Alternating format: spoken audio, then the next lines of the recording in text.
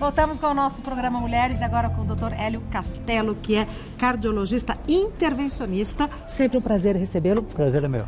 Doutor, é verdade que o nosso corpo dá sinais antes do infarto acontecer?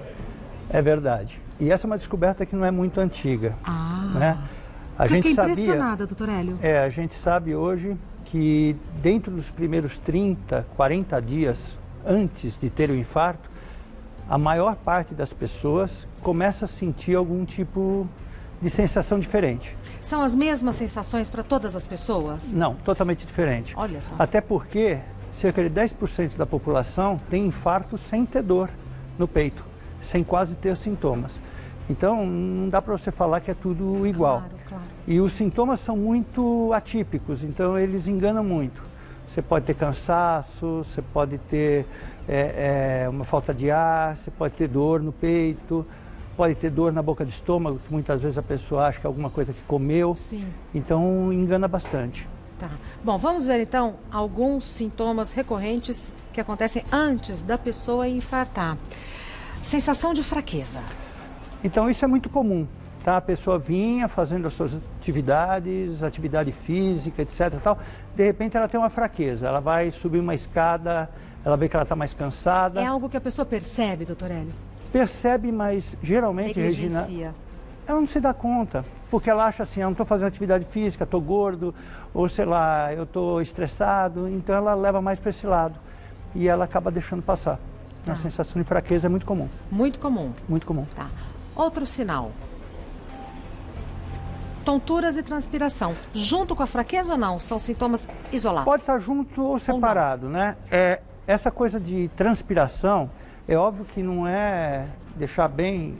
Eu estava até conversando agora lá fora, que Mulheres é um programa tão antigo e que tem tanta gente que assiste, né? Que a gente tem que tomar cuidado com o que a gente fala. Exato. Então não é que você que transpira um pouco mais acha que pode estar correndo o risco de infarto. Tá. Mas assim, quando a pessoa ela muda o hábito dela, ou seja, ela andava, fazia as coisas dela, era normal. E de repente agora para subir uma escada, por exemplo, ela cansa um pouco mais e transpira demais. A pessoa nota. Ela nota. Mudança no padrão. Também deixa passar. Olha porque só. ela fala, eu acho que está muito calor, acho que eu estou mais obeso, acho que eu não estou fazendo atividade física, então acaba deixando passar. Tá. Então essa transpiração que acontece quando vai fazer um esforço, principalmente, isso pode ser um sinal de que o coração está sofrendo um pouco. Tá. Mais um sinal, pressão no peito. Isso já é clássico. Esse é clássico, né? Dor no peito pode ser sinal de vários tipos de doenças. Uma delas é o infarto, que é a doença que mais mata no mundo. Então, só para vocês terem... Inclusive no Brasil? No mundo inteiro. No mundo todo. Nos países, pelo menos, desenvolvidos ou países industrializados como o nosso, tá? Só para vocês terem uma ideia, são 17 a 18 milhões de pessoas no mundo que morrem todo ano de doença cardiovascular, onde inclui infarto e derrame, que na verdade é a mesma doença, só muda o local. Perfeito. Né? Então, a dor no peito, muitas vezes você pergunta para o paciente, você teve dor no peito? Ele fala, não tive. Ah, não teve? Não. Era só uma pressão. Ele não consegue relacionar. As mulheres, elas acham que o sutiã está apertado, por exemplo, então ela começa a querer soltar porque ela fala, incomodando. eu acho que está pequeno, eu acho que está apertado. E geralmente é a hora que ela faz alguma atividade física, um esforço ou um estresse, que pode ser ou físico ou mental, tipo, passou um nervoso, ela sente como se te apertasse um pouco. Quem mais infarta, homens ou mulheres no Brasil? No mundo todo é homem. O homem ainda infarta mais que mulher. No entanto, a mulher, depois que ela entra na menopausa, o risco dela começa a aumentar e a partir dos 60 anos é praticamente igual, né? A 60 e poucos anos é quase igual. A mulher, o que aconteceu? Ela começou a se expor aos fatores de risco que antigamente... Não se expunha. Era menos prevalente para a mulher. Então, a mulher antigamente comia em casa a comida que ela fazia, hoje ela está na rua. A mulher tem dupla jornada de trabalho, coisa que o homem normalmente não tem ainda, né? Ou seja, a mulher ainda assume boa parte das coisas de casa, muita mulher é arrimo de família sozinha. Exato. E ela ainda cuida, ela ainda tem um trabalho para ganhar a vida. E o estresse, o cigarro, a mulher fuma. Pílula. Pílula, isso em mulheres jovens, cigarro com pílula aumenta muito o risco de infarto. Perfeito. Continuando então com os sinais que o corpo dá antes de um infarto, náusea, indigestão, azia ou dor abdominal. Essas dores, Geralmente quando você tem isquemia, isquemia é a falta de sangue que vai para uma área do coração, porque está entupido uma artéria, que é o que causa o infarto. Geralmente a pessoa tem náusea, enjoo, e a dor abdominal ela pode ocorrer principalmente quando a área que está sofrendo é a parte de baixo do coração. A gente chama que é uma dor que parece dor de estômago. Na boca do estômago? Na boca do estômago. Tá, aqui, tanto assim. que hoje a gente usa na nossa campanha, na campanha da Sociedade Brasileira de Cardiologia, que dor acima do umbigo é sinal de perigo. Então toda dor, a partir daqui até o queixo, pode ser... Preste atenção, então. Preste atenção. E nas costas também. São sintomas, me perdoe a expressão, entre aspas, são sintomas bobos. Não, são totalmente bobos. Esse é o problema. Por isso que a gente fala, não é nada, não é nada. E só para lembrar, desculpe, mulheres têm menos sintomas que os homens e idosos têm menos sintomas que homens e mulheres. Doutor Hélio, lembra uma camiseta que vocês me presentearam e tal? Usei, corri, postei a foto e tal. Eu também corro com ela. Sim, e pelo que eu estou vendo, você já tem uma outra campanha, que é dor acima do umbigo é sinal de perigo. É a mesma campanha, na verdade é a campanha Coração Alerta. Sim. E a gente usa essa frase, vamos dizer assim, para alertar direto, mesmo, né? Dor acima do umbigo. Porque lembra que as nossas mães falavam, né? Água acima do umbigo é sinal de perigo. Sim. Então a gente fala dor acima do umbigo é sinal de perigo. Muito legal. Vamos continuar com os sinais que indicam que você está prestes a sofrer um infarto. Dor nas costas. Também pode. A gente tem que pensar que o coração é mais ou menos o tamanho do nosso punho fechado. Ele fica no meio do peito, um pouquinho voltado para a esquerda. A inervação do coração, os nervinhos que inervam o coração, eles caminham em toda essa parte do tórax para as costas e para os braços. É o mesmo caminho. Então são dores irradiadas. Dependendo da área do coração que sofre infarto, se for mais para trás, se for mais embaixo... Pode ser nas costas que dói. Pode doer só as costas, pode doer só os ombros. Eu já peguei paciente com dor no queixo quando ele caminhava. Doutor Hélio. Ele passou em dentista, passou em vários médicos, até que ele chegou no pronto-socorro com uma dor muito forte no queixo, era um infarto. Já tinha infartado? Já tinha. Nossa. Temos mais sintomas. Fadiga. Fadiga é o cansaço, normal.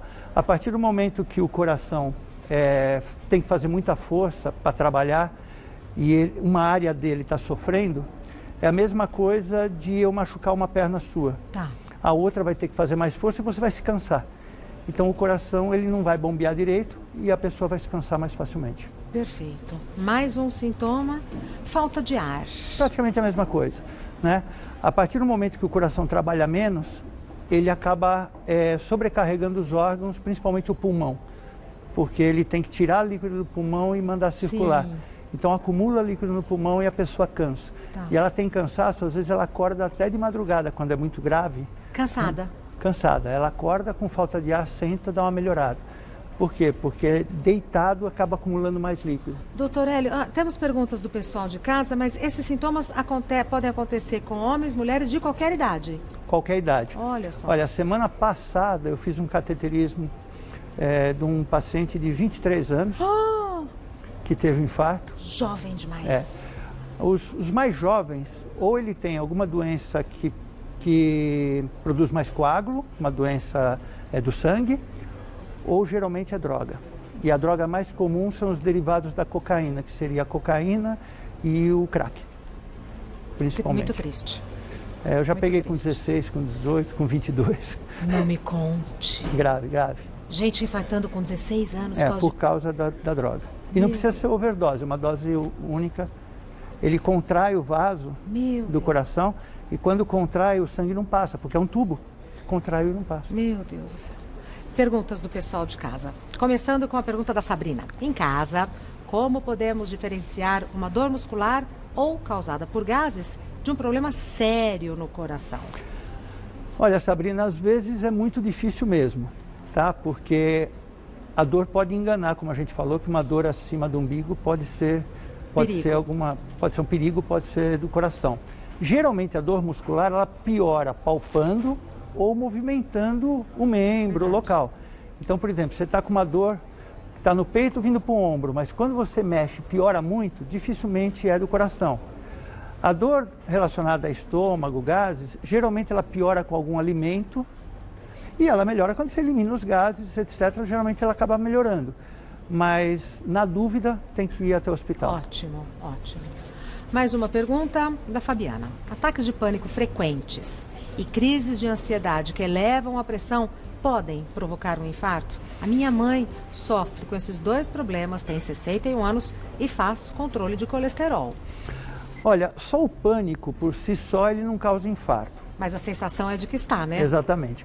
Agora, o estresse é um fator desencadeante. Então, a pressão alta também. Então, os fatores de risco que a gente tem são diabetes, pressão alta, estresse.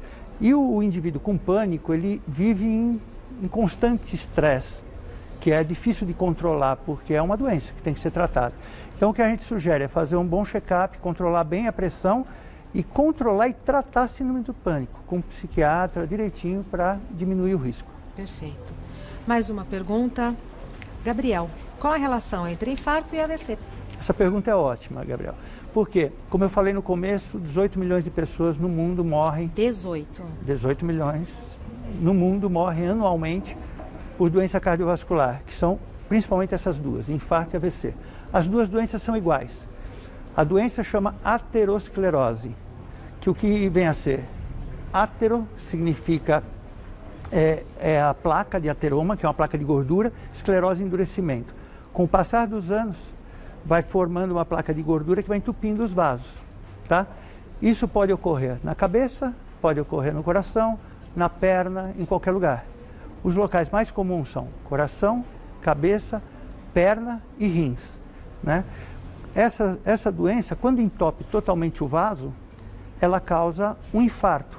Se for no cérebro, é um infarto cerebral, que a gente chama de acidente vascular cerebral, que é o AVC. Se for no coração, é o infarto do miocárdio, que é chamado de infarto mesmo. Então, a doença é a mesma, só muda o local que ela se apresenta. Perfeito. Mais uma pergunta. Marta, é possível uma pessoa infartar e só descobrir depois no exame de rotina? É possível. A gente falou agora há pouco, 10% pelo menos das pessoas que infartam não tem dor no peito, não tem esses sintomas clássicos que a gente sempre conta, tá? Principalmente quem? Diabéticos, mulheres e idosos, tá? Essas pessoas, elas passam e não sabem. Ou simplesmente elas sentem um sintoma meio bobo, como você falou, um cansaço a mais, uma transpiração a mais, um mal-estar, uma dor no estômago que ela acha que não é do coração. E aí quando ela chega no consultório, a gente fazendo exames, a gente vê pelo eletro ou por outros exames que tem uma alteração que é uma cicatriz do infarto. E muitas vezes a pessoa já tem um sofrimento crônico e uma sequela no coração. Tá. Quando procurar o médico? Sem ser alarmista, mas sendo realista. Quando procurar o médico? Eu acho que eu tô com meu coração tá em risco.